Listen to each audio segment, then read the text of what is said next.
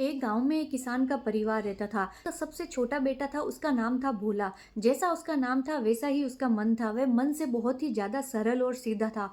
उम्र तो बढ़ रही थी किंतु मन बच्चों जैसा ही था। अगर गांव का कोई भी आदमी या व्यक्ति भोला को कुछ भी बोल देता कि वह चीज अपने घर से उठा के ला और हमें दे दे, तो भोला ले जाके दे देता था। उसकी इस आदत से उसके घर वाले बहुत परेशान थे और उसको कोई काम पर भी नहीं रखता था, क्योंकि उस गांव के बाहर एक साधु महाराज कुटिया बना के रहते थे। उनके आश्रम के अंदर बहुत सारे शिष्य भी थे। साधु महाराज को अपनी भक्ति पर बड़ा ही गर्व था। वे हमेशा कहते थे कि मैं पिछले जन्म में श्री राम के भक्तों में शामिल था, मैं उनकी सखाओं में शामिल था, इस वजह से मेरे अंदर बहुत ज्यादा भक्ति है, मैं उनका परम भक्त हूँ, मैं उनकी बहुत भक्ति करता हूँ। बहुत अभिमान रखते थे वो। उनके आश्रम में बहुत सारे शिष्य थे जो उनका काम करते रहते थे। एक बार भोला के माता पिता ने सोचा कि वैसे भी भोला कोई काम तो करता नहीं है, क्यों ना इसको उन गुरुजी के आश्रम में भेज दिया जाए ताकि वहां रह करके ये कुछ सीख सके। वे उन संत से विनती करते हैं कि आप हमारे बेटे को अपने आश्रम में रख लीजिए। संत सोचते हैं कि चलो अच्छा हुआ, मुझे एक और चेला मिल गया जो मेरे आश्रम के काम करेगा। भोला आश्रम में रहने लगता है, गुरुजी की हर बात मानता है, सारे काम करता है, भजन करता है और बैठा रहता है। धीरे धीरे दिन बीतते हैं। एक बार एकादशी का व्रत आता है। उस दिन भोला देखता है कि आज आश्रम में खाना नहीं बन रहा है। वह गुरुजी के पास जाके बोलता है कि आज खाना क्यों नहीं बन रहा है। गुरुजी उसको बताते हैं कि आज एकादशी है और आश्रम में सभी का व्रत है, तुम्हें भी व्रत रखना होगा। भोला बोलता है कि मैं भूखा नहीं रह सकता, मैं व्रत नहीं कर सकता, मैं मर जाऊंगा, मुझे खाना खाने दीजिए। तब गुरुजी बोलते हैं कि तो ठीक है, आज आश्रम में तो खाना बनेगा नहीं। ऐसा करो, तुम अनाज और जो सामान चाहिए वो ले जाओ और नदी के किनारे जाकर के खुद का भोजन खुद ही बना लो। जब भोला सारा सामान लेके जाने लगता है तब गुरुजी उसे बोलते हैं कि भोजन बनाने के बाद में भगवान राम को भोग जरूर लगा देना, उसके बाद ही तुम खाना खाना। भोला अपने गुरुजी की बात मान के नदी के किनारे चला जाता है। वहां बैठ के वे दो जनों का भोजन बनाता है और फिर प्रभु को आवाज लगाने लगता है। उसका मन इतना सरल है कि वे ये समझ ही नहीं पाता कि प्रभु साक्षात नहीं आते हैं। वह सोचता है कि वे साक्षात आएंगे और भोजन करेंगे। वह काफी देर तक आवाजें लगाता रहता है, प्रभु आइए भोजन कर लीजिए, आइए भोजन कर लीजिए। बहुत देर बीत जाने के बाद में वह सोचता है कि ये तो आ ही नहीं रहे हैं। तब वह बोलता है कि अब आखिरी बार बोल रहा हूँ प्रभु, आकर के भोजन कर लीजिए। और आज भोजन इतना ही है क्योंकि आज एकादशी है, दूसरा भोजन आपको मिलेगा नहीं, इसलिए खाना है तो चुपचाप आ जाइए।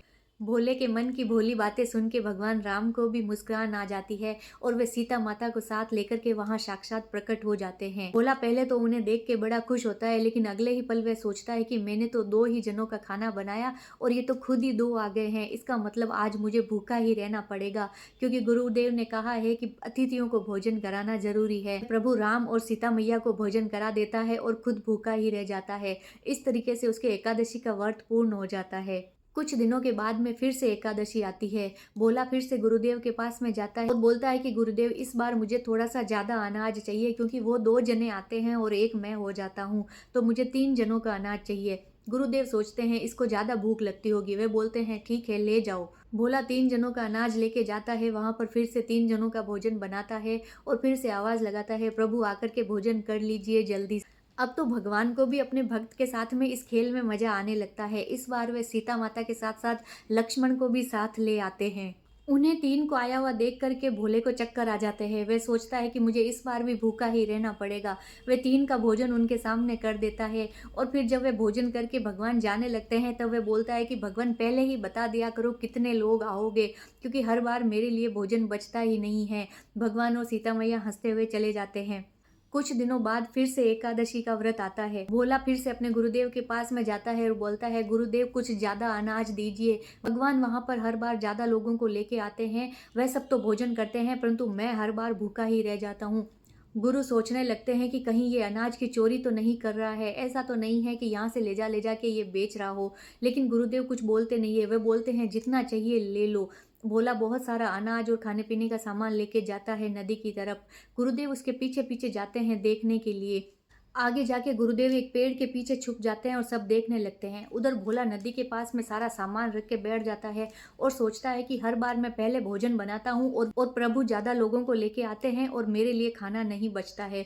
आज मैं ऐसा करता हूँ, पहले खाना नहीं बनाता, पहले भगवान को बुला लेता हूँ, उसके बाद ही खाना बनाऊंगा, देख लूंगा कितने लोग आते हैं। भगवान को आवाज लगाता है, प्रभु आ जाइए भोजन के लिए। तभी वे क्या देखता है कि प्रभु के साथ तो पूरा राम दरबार चला आ रहा है। सभी भाई, हनुमान जी, बहुत सारे वानर सेना, बहुत सारे लोग आ रहे हैं। भोला को चक्कर आने लगते हैं, वह अपना सर पकड़ के बैठ जाता है।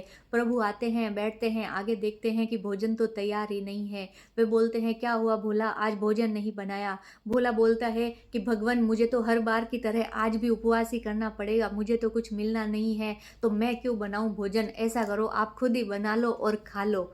भोला की बात सुनकर के सीता माता को हंसी आने लगती है। लक्ष्मण पूछते हैं भैया अब क्या करना है, तो भगवान राम बोलते हैं करना क्या है, जो भक्त बोलता है वही करेंगे। तभी सीता माता आटा गूंथने लगती है, लक्ष्मण भैया लकड़ियाँ इकट्ठा करते हैं और भी लोग वहाँ पर काम में लग जाते हैं और भोजन बनाना करते हैं। उधर गुरुदेव काफ़ी देर तक खड़े खड़े देखते रहते हैं। गुरुदेव काफ़ी देर तक खड़े खड़े पेड़ के पीछे से देख रहे हैं कि बस भोला बैठा बैठा किसी से बातें कर रहा है, खाना नहीं बना रहा है। तभी वे वहाँ से निकल के भोला के पास में आते हैं और बोलते हैं भोला क्या कर रहे हो। भोला बोल रहा है मुझे क्या करना है गुरुदेव, जो कर रहे हैं ये लोग कर रहे हैं। गुरुदेव पूछते हैं कौन से लोग क्या कर रहे हैं, तुम कैसी बातें कर रहे हो। तब भोला बोलता है कि गुरुदेव आपको दिखाई नहीं दे रहे, भगवान खुद भोजन बना रहे हैं। मैं हर बार भोजन बनाता हूँ लेकिन कम पड़ जाता है और मुझे भूखा ही रहना पड़ता है, इसलिए आज मैंने इनको बोल दिया कि अगर आपको खाना है तो आप ही बना लो। गुरुदेव बोलते हैं कि भोला कैसी बातें कर रहे हो, मुझे तो सिर्फ तुम दिखाई दे रहे हो और तुम्हारा पड़ा हुआ ये इतना सारा अनाज और खाने पीने का सामान दिखाई दे रहा है, ना तो मुझे भगवान दिखाई दे रहे हैं ना ही कोई और दिखाई दे रहा है। ये सुनकर भोला को और भी आश्चर्य होता है। वे बोलता है भगवान ये सब क्या है, आप मुझे दिख रहे हो लेकिन मेरे गुरुदेव को नहीं दिख रहे हो। तब भगवान बोलते हैं कि भोला मैं सिर्फ उन्हीं को दिखाई देता हूँ जिनका हृदय सरल होता है, साफ होता है, जिनके मन में अहंकार होता है, छल होता है, कपट होता है, उनको मैं दिखाई नहीं देता। भोला बोलता है कि लेकिन मेरे गुरुदेव तो आपके बड़े ही प्यार परम भक्त हैं, आपकी बहुत भक्ति करते हैं।